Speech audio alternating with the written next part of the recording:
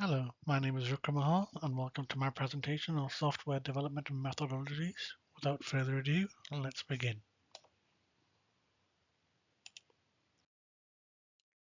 So this is the agenda for my presentation, in which I will have a brief introduction to what I will be discussing and then further depth discussion into the methodologies I've chosen to discuss, rounded off by a comparison between the two, and then which will be topped off with a bibliography. So I'll just pause here for a few seconds so you can just have a quick skim through what the agenda actually entails.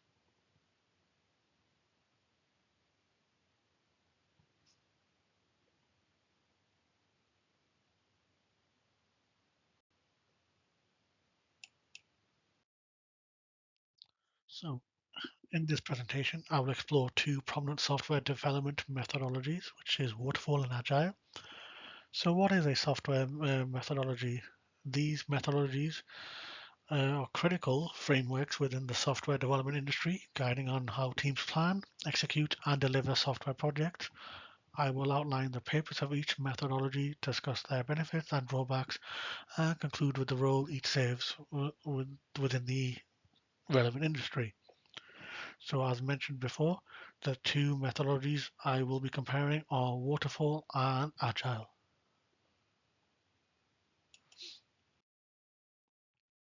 So what is Waterfall methodology? The Waterfall methodology is a linear and sequential approach to software development. Each phase, such as the requirement gathering, design, implementation, testing, deployment, and maintenance, must be completed before moving to the next phase. This methodology is purposefully structured to ensure that every stage is thoroughly documented and well defined. So what are the key phases in waterfall methodology?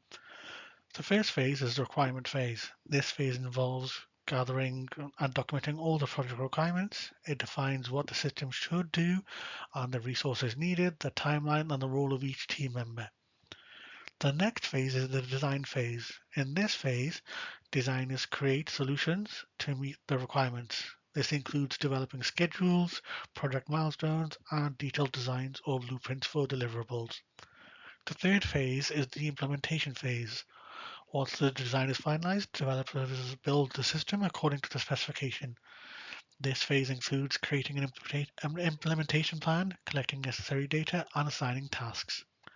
The fourth phase is the verification phase. After implementation, the system undergoes quality assurance testing to ensure it meets the requirements and is free of bugs. This phase involves writing test cases, documentation bugs, and testing various use case scenarios. The fifth phase and the final phase is the maintenance phase. Post releases, the systems may require maintenance to fix any bugs that weren't found in the verification stage and address user feedback. This phase ensures the system can continue to meet user needs over time. And the reason it's called waterfall methodology is it resembles a waterfall when it's set out, and its main purpose is that it's suitable for a well-defined fixed scope project. So what are the benefits of the waterfall method? One of the first benefits is this clarity and structure. The linear nature of waterfall ensures that all phases are clear and easy to follow, which is beneficial for projects as well understood requirements. The next benefit is this documentation. So extensive documentation ensures continuity. Even if team members change or a whole team is, swapped out, there is a paper trail of what is required. Another benefit is that it's predictability. So with detailed planning, project timelines and budgets can be estimated with a high degree of accuracy. And there's also the improved risk management, which means important planning can help identify and mitigate risks early on in the project and upfront.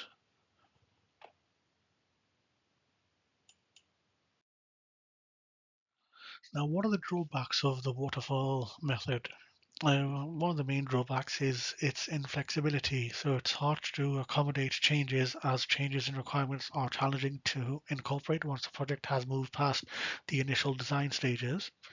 There's also delayed testing as testing occurs late in the process, which may result in discovering critical issues only after significant work has been completed. So the late testing phase can have increases in the defect risk. There's also risk of misalignment. So if the requirements are misunderstood early on, the final product may not meet user needs.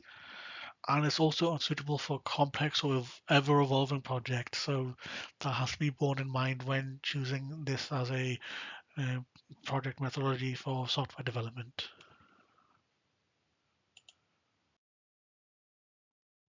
Now, what is its purpose in industry? The waterfall methodology is best suited for projects with well-defined and stable requirements where changes are unlikely to occur during development. Um, it's also ideal for projects with clear objectives, predictable outcomes, and where rigorous documentation and planning are essential. A prime example of the waterfall methodology in action is the construction of banking software to comply with financial regulations. This process often involves, predefined requirements, extensive documentation, and thorough testing to meet compliance standards from the regulatory bodies. Another example is development of large-scale defense systems. Enterprise resources planning software often leverage waterfall due to its needs for rigorous documentation and its predictable outcomes.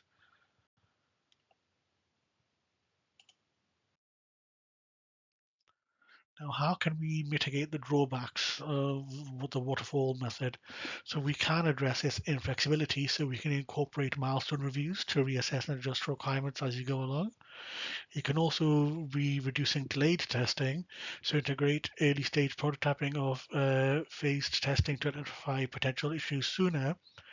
And you can also be improving the requirement alignment, so be conducting comprehensive stakeholder interviews and workshops during the requirement phase.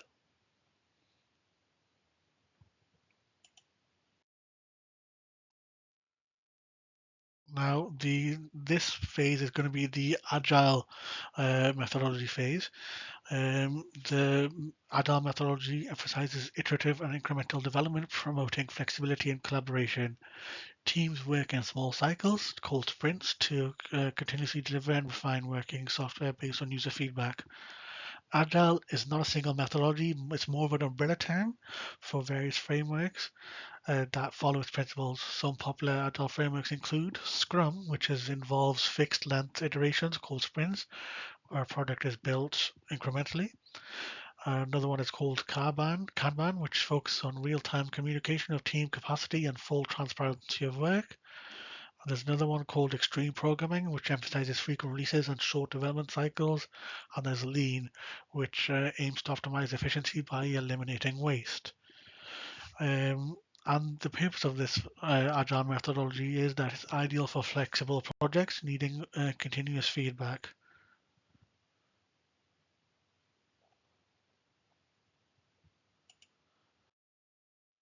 So, what are the benefits of Agile?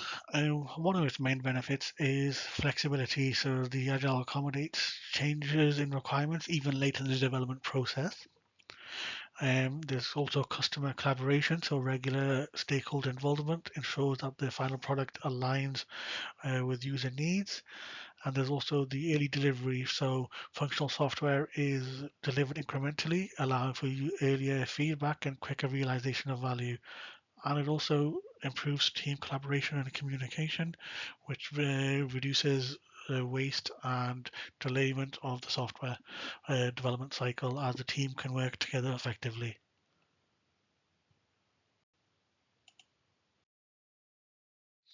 What are the drawbacks of Agile? The main drawbacks are the resource dependency. So Agile relies on highly skilled and collaborative teams, which may be challenging to assemble. So that can have a delayed impact on actually starting the development, as you actually have to find the right team members that can work cohesively together. It's also the lack of documentation. So minimal documentation may pose issues in long-term maintenance or when transitioning teams. There's also scope creep. So, frequent changes and additions to requirements can lead to scope creep if it's not carefully managed.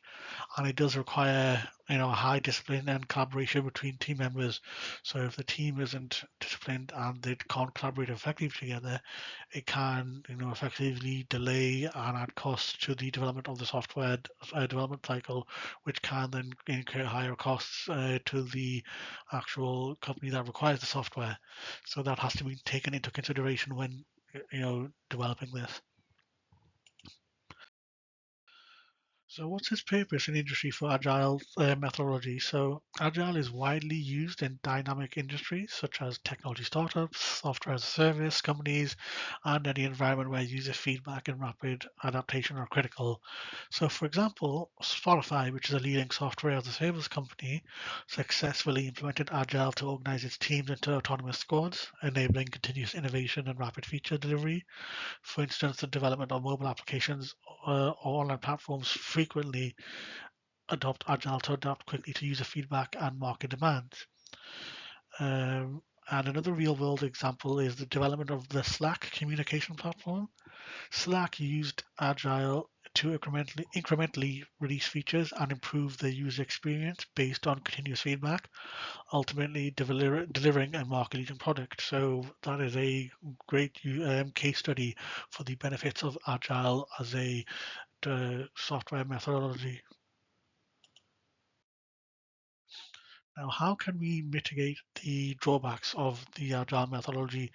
So what you can do is have preventing scope creep, which is maintain a prioritized backlog and clear sprint objectives instead of having extra ideas added to the scope, which can increase workload and the developmental time.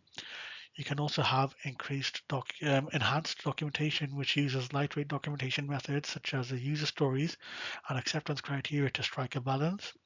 And you can also have effective team building, so it provides training on agile principles and foster a culture of collaboration to improve team performance, which can also then reduce the risk of overruns and miscommunication within the team.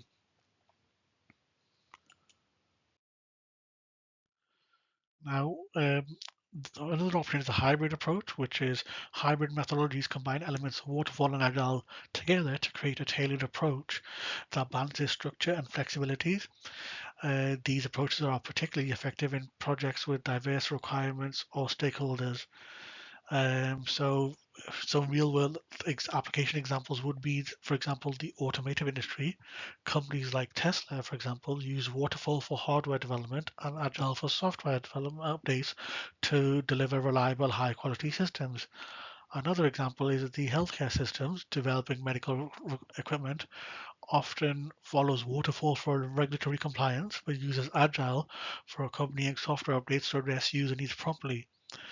Now, key considerations for implementation is, for example, the phase division. You have to clearly separate the phases where waterfall planning can be used for requirement and agile for iterative development. And stakeholder engagement.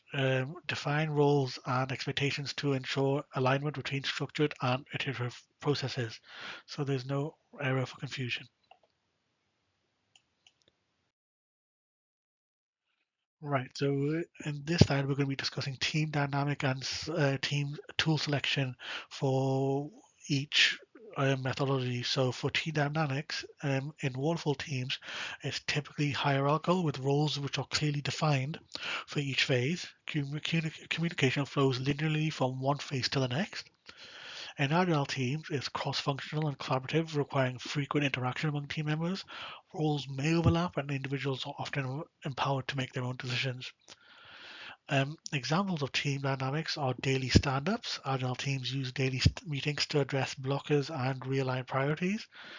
Um, for specialized roles, waterfall teams often use feature specialized roles for each phase, such as analysts for requirements and testers for the testing phase. In tool selection, for waterfall tools, we have Microsoft Project, Gantt charts, and tools that focus on task dependencies and long-term planning. For agile tools, you have Jira, Trello, and tools for sprint planning, backlog management, and real-time collaboration.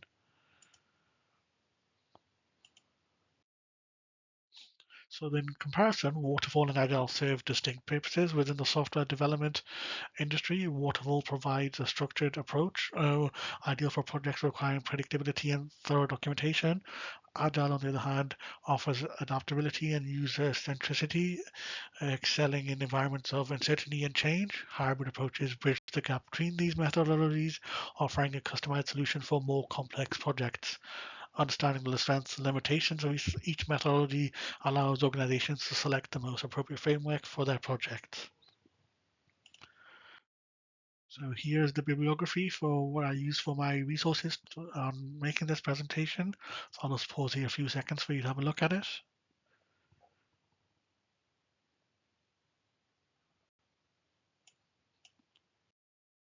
So thank you for listening. It's much appreciated that you sat through listening to me talk about this. Thank you.